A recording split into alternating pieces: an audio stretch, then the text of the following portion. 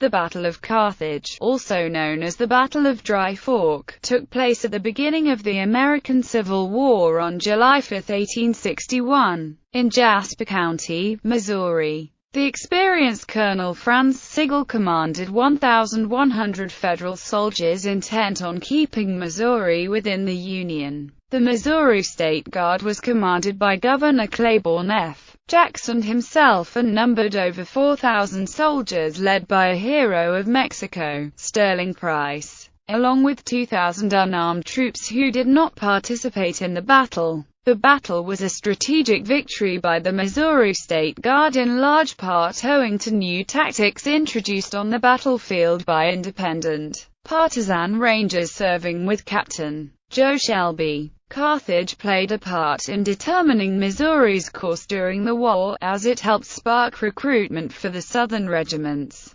Background: political views in Missouri were divided before the Civil War. St. Louis and its surrounding counties generally sympathized with the northern states because that region was connected economically with the North. The area also had few slaves and contained a large German immigrant population, most of whom opposed slavery. Missouri Governor Claiborne F. Jackson was pro-Southern, and the rest of the state was very heavily divided. Publicly, Jackson tried to stay neutral, but he was suspected by the Union men of secretly preparing the state militia to seize the federal arsenal in St. Louis. In April 1861, after the firing on Fort Sumter, President Abraham Lincoln called for troops from all of the states to defeat the Confederacy. Missouri was asked to send 4 regiments. Governor Jackson refused the request. Instead, he called up the Missouri State Militia, possibly to seize the St. Louis arsenal. If this was his intention, it was thwarted by the newly appointed commander of the arsenal, Captain Nathaniel Leon of the 2nd U.S. Infantry. Leon had previously been stationed in Kansas Territory and had developed well-known abolitionist views. Arriving in February 1861, Leon quickly became associated with the unconditional Unionist faction in St. Louis. Leon, like many St.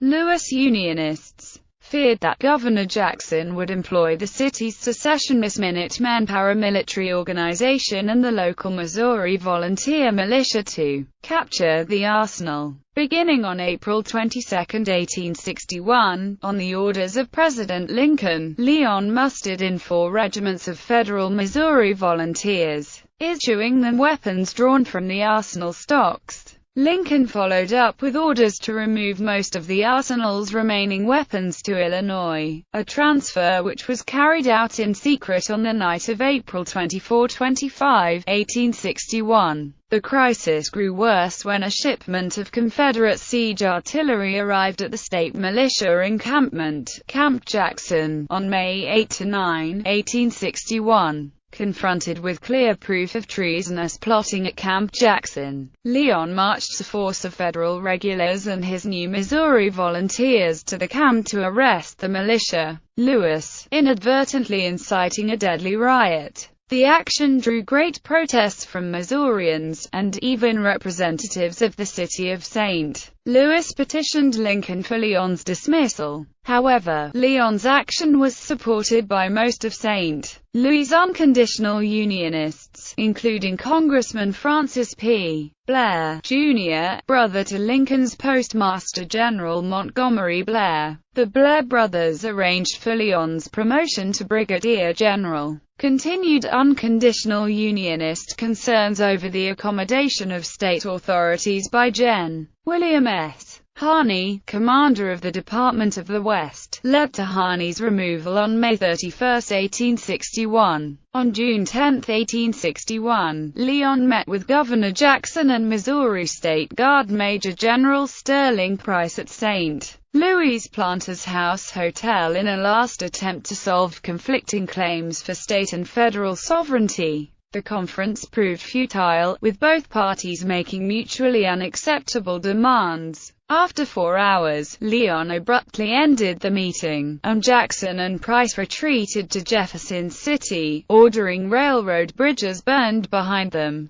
Leon moved elements of his St. Louis garrison up the Missouri River by steamer to capture the state capital at Jefferson City. Col. Franz Sigel took command of a second element of federal troops moving from St. Louis into southwest Missouri to cut off Missouri State Guard forces who might retreat south in the face of Leon's advance. On June 12 he started to move his 1st and 2nd battalions, along with 5 infantry companies, 2 rifle companies, and an artillery battery towards Springfield. The Missouri State Guard in Jefferson City retreated to Boonville, where a pivotal skirmish took place on June 17.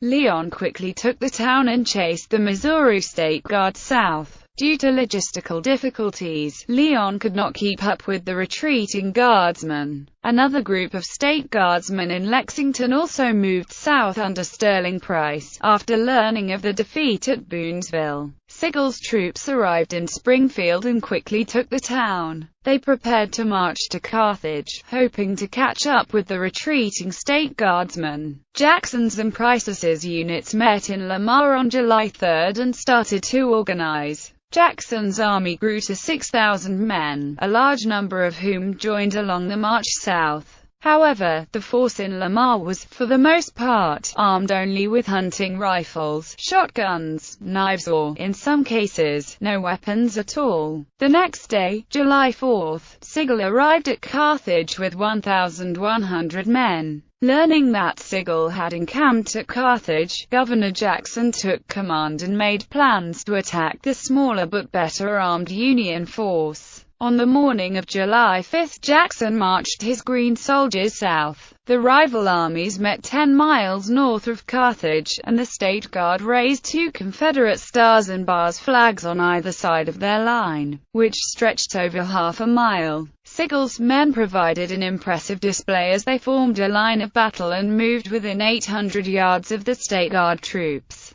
Battle. Opposing forces opening the action with his artillery, Sigel closed the attack. Jackson replied with his own artillery. Jackson and the State Guard then chased after Sigel's brigade, engaging them in battle as they pushed them 10 miles southward until they reached the outskirts of Carthage. Jackson had his men divide up and attempt to surround Sigel's force. The battle went on steadily through the day until both forces faced off in the Carthage town square. Both sides then engaged in some skirmishing. At this point, Sigel learned of a large body of guardsmen, actually all unarmed recruits, moving into the woods on his left outside of town. Fearing this force would turn his flank, he ordered a retreat. The State Guard pursued, but Sigel conducted a successful rearguard action. By evening, Sigel was back in Carthage. Under cover of darkness, he retreated further to Sarcoxie. Significance. Chronologically, the first major battle after Lincoln invoked the war power, in lieu of a declaration of war in his message to Congress on July 4,